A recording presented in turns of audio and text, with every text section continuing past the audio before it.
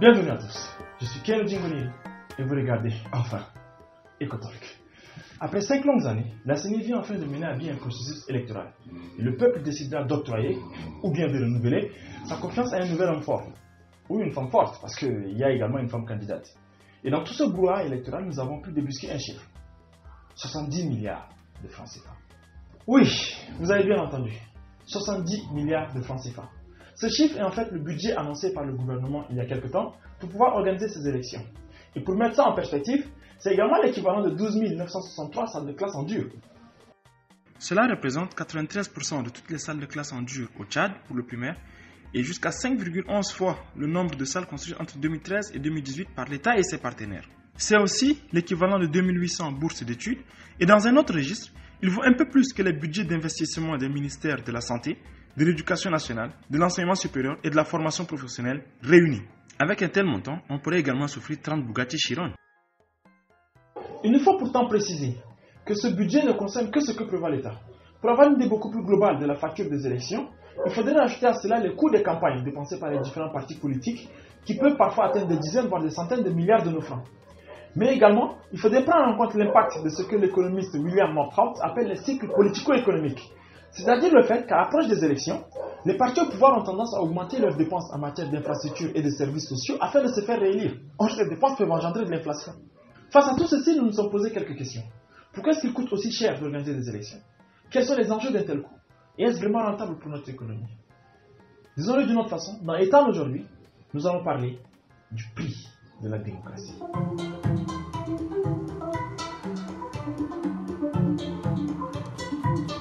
En matière de budget électoral, la littérature économique n'est pas foisonnante. Mais en plus de ça, il y a également les soucis de transparence. Par contre, nous avons pu débusquer 4 groupes d'éléments qui ont un impact sur le budget des élections. Une élection est avant tout un exercice de logistique. Entre l'organisation des bureaux de vote, la collecte de données et leur analyse, les éléments logistiques et administratifs occupent une grande part dans le budget de ces élections-là.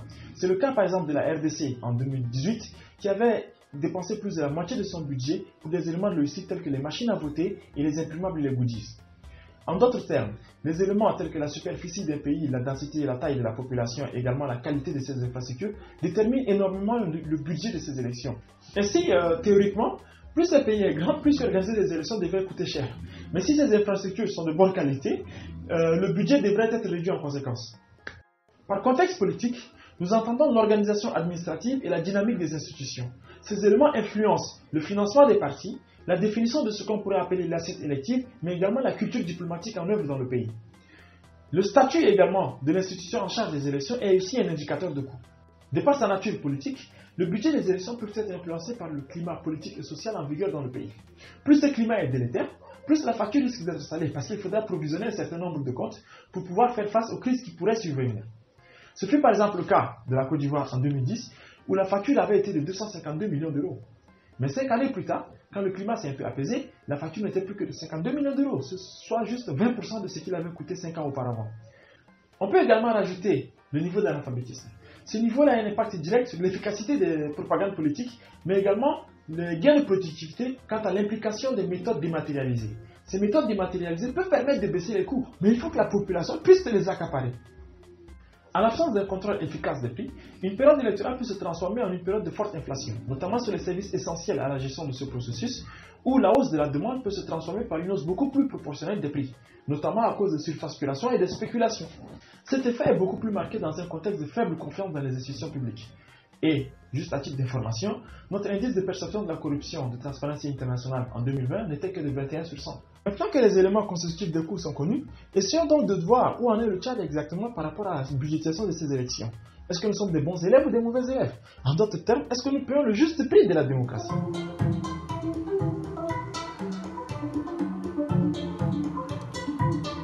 Pour essayer de répondre à ces questions, nous avons mené une étude comparative à travers 30 élections qui ont eu lieu un peu partout en Afrique depuis 2015, tout en privilégiant les processus impliquant les présidentielles ou les législatives. 22 pays répartis sur les 5 grands espaces géographiques de l'Afrique sont ainsi concernés. Au premier rang des élections les plus chères, nous retrouvons le Nigeria, qui a dépensé près de 629 millions d'euros en 2019 pour organiser ces élections générales. C'est quand même 6 fois plus que ce que prévoit le Tchad pour son processus de 2021. Mais le très très bon élève en la matière ici n'est rien d'autre que le Rwanda, qui n'aura dépensé que 6,2 millions d'euros pour ses élections présidentielles de 2017. Si l'on juge notre processus électoral 2021 au Tchad au sein de notre échantillon, il semble en apparence être plutôt un bon élève. Avec ses 70 milliards, 66,5 millions d'euros, il dépense presque 39 millions d'euros de moins que la moyenne de notre échantillon. Pour atteindre cette moyenne, le Tchad devrait encore dépenser 25,52 milliards de francs CFA supplémentaires. Mais cette moyenne est en fait gonflée par des pays tels que le Nigeria, l'Angola, la RDC et même le Kenya, qui ont dépensé chacun au moins 360 millions d'euros pour pouvoir conduire leurs élections. De fait, la moitié des élections a un budget inférieur à 81,7 millions d'euros. Notre processus est donc plutôt cher, avec un budget supérieur de 24,8 millions à la médiane, soit 16,26 milliards de francs CFA. Un chiffre étonnant quand on sait que dans le peloton inférieur, on retrouve des pays comme le Cameroun, le Sénégal, le Mali et la Côte d'Ivoire, ayant un nombre d'électeurs autour de 7 millions, soit presque autant que de chez nous. Au final, une comparaison sur la base des coûts absolus des élections n'est pas très pertinente. C'est pourquoi nous proposons de rajouter le nombre des électeurs. À titre d'exemple, le Nigeria aura certes dépensé plus de 628 millions d'euros en 2019 pour ces élections, mais avec 84 millions d'électeurs à prendre en considération, elle n'a eu à supporter qu'un coût de 7,49 euros par électeur. La RCA, à titre de comparaison, n'aura dépensé que 21 millions d'euros, mais avec un coût par électeur de 31 euros. Le postulat posé ici est assez simple en fait. On se pose la question de savoir combien est-ce que cela coûte-t-il à un électeur d'exercer son droit civique. Et à ce petit jeu, les Angolais ont payé la facture la plus salée en 2017, avec un coût par électeur de 42 euros, soit l'équivalent de ce que dépense le citoyen angolais lambda au bout d'un mois. Dans ce classement, le Tchad occupe la 8e place, avec un coût par électeur de 14,42 euros, ce qu'il faudrait maintenant comparer avec les revenus estimés journalièrement de 900 francs CFA, soit l'équivalent d'1,37 €. Avec cette 8e place, le Tchad dépense d'ailleurs 4 euros de plus que la moyenne, et jusqu'à 6 euros de plus que la médiane. Ce qui fait que le pays dépense beaucoup plus par électeur que d'autres pays tels que l'Afrique du Sud, le Maroc, la Tunisie, le Cameroun et le Rwanda, qui est notre très très bon élève du classement, avec un coût par électeur inférieur à 1 euro. Si on remarque le classement des coûts par électeur, on voit que les pays qui ont un coût par électeur supérieur à celui du Tchad concernent des élections qui ont eu lieu en 2020, ce qui correspond en fait à un effet d'inflation que nous avons remarqué sur les élections de façon générale. En prenant les données de 11 pays pour lesquels nous avons pu avoir plusieurs élections, nous remarquons que les budgets augmentent de façon beaucoup plus proportionnelle que la base de l'électorat. Seuls le Ghana et le Bénin, par exemple, ont réussi à baisser leur budget tout en maintenant une hausse du nombre d'électeurs. Cette hausse fulgurante du budget nous fait penser qu'il y a en matière d'élection un effet d'inflation certain sur les budgets qui est en dehors de nos variables de calcul. Pour revenir à notre analyse en termes de coûts par électeur, il ne faudrait pas oublier que le budget du Tchad concerne 3 scrutins différents. Alors que si on prend un exemple, le Bénin par exemple en 2016 n'avait que les présidentielles à prendre en considération. Alors que le nombre de scrutins organisés va beaucoup impacter le montant de ce budget-là. Nous décidons alors d'intégrer dans notre analyse par coût par électeur le nombre de scrutins à prendre en considération. Nous ne prenons donc pas les économies d'échelle qui sont réalisées entre 2 scrutins, mais avec ce classement, le Tchad se trouve dans une situation beaucoup plus favorable. Il passe de la 8e à la 13e place, bien sûr, avec un coût par électeur et par scrutin de 4,81 qui est supérieur à la moyenne. Mais malheureusement, ce chiffre est encore au-dessus de la médiane. Depuis lors, nous essayons de voir est-ce que le Tchad paye le juste prix de la démocratie. Pour le faire, nous avons essayé de comparer notre budget en valeur absolue, mais également par rapport au coût par électeur et le coût par électeur et par scrutin avec les autres élections qui étaient dans notre échantillon. Mais ce que nous avons implicitement sous-entendu, c'est que les dépenses d'un pays tel que le Tchad pour organiser ces élections et les dépenses de notre pays, à l'exemple du Nigeria, avaient le même poids économique et financier. Ce qui clairement n'est pas le cas. Pour prendre un exemple un peu rigolo, je dirais que si jamais moi je dépensais 36 millions de francs CFA pour m'acheter une voiture et que Bill Gates dans le même temps s'achetait une voiture à 6 millions d'euros, certes sa voiture coûte 112 fois plus que la mienne, mais le sacrifice que moi j'ai consenti est beaucoup plus important que le sacrifice de Bill Gates. Et d'ailleurs, je dois vous le dire, je n'ai même pas les 36 millions de francs CFA. Nous décidons donc d'introduire dans notre étude comparative le poids économique et financier des différents pays, afin de déterminer in fine le coût réel des élections, mais également pour déterminer l'effet d'éviction potentiel qui a eu lieu. Et pour ce faire, nous allons choisir principalement le PIB de l'année qui a précédé les élections, mais aussi le budget général de l'État. Commençons d'abord par le budget général de l'État. Dans le cas du Tchad, par exemple, les élections de 2021 vont représenter 5,6% du budget. Certes, c'est un chiffre en apparence assez insignifiant. Mais quand on essaie de le comparer aux autres pays de notre échantillon, c'est le 4e taux le plus élevé. Il n'y a que la RCA en 2015 et 2020 et la RDC en 2018 qui ont réussi à faire pire, avec des taux qui sont beaucoup plus supérieurs. En d'autres termes, le Tchad dépense beaucoup plus que les autres pays par rapport à son coût réel et son poids économique pour organiser des élections. Et pour mettre ça en perspective, disons-nous que le Sénégal, entre 2012 et 2019, a organisé 6 élections. Mais aucune de ces 6 élections n'a représenté plus de 0,5% du budget de l'État. Ce que j'essaie de vous dire, en fait, c'est que le Tchad, pour son processus électoral de 2021, va dépenser beaucoup plus que le Sénégal pour toutes ces élections de 2012 à 2019 réunies.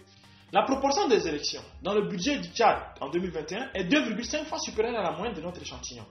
Et la médiane, qui n'est que de 1,57%, nous dit que plus de la moitié des pays dépensent moins que ce taux-là. En d'autres termes, je crois qu'il ne faudrait pas se leurrer. Disons-le qu'en matière d'élection, il y a surconsommation de ressources budgétaires au Tchad. Un tel constat, malheureusement, se répercute encore quand nous essayons de voir cela par rapport aux différents PIB. Nous avons choisi dans notre analyse les PIB qui précèdent en fait l'organisation des élections en nous disant qu'il s'agit là de la performance réelle confirmée par les différents pays. Et là encore, le constat est sans appel. Le Tchad reste à la 4e position en gardant toujours la RCA en 2015 et 2020, mais cette fois-ci, le Niger passe à la 3e position. Avec un taux de 1,15%, le Tchad est très loin devant des pays tels que le Nigeria et l'Angola, qui malgré des budgets ahurissants allant au-delà de 360 millions d'euros, restent à des taux inférieurs à 0,5% de leur PIB. Une remarque assez drôle. Tout en bas de ce classement, on retrouve l'Afrique du Sud, qui n'aura dépensé que 0,04% de son PIB en 2019 pour organiser ses élections générales.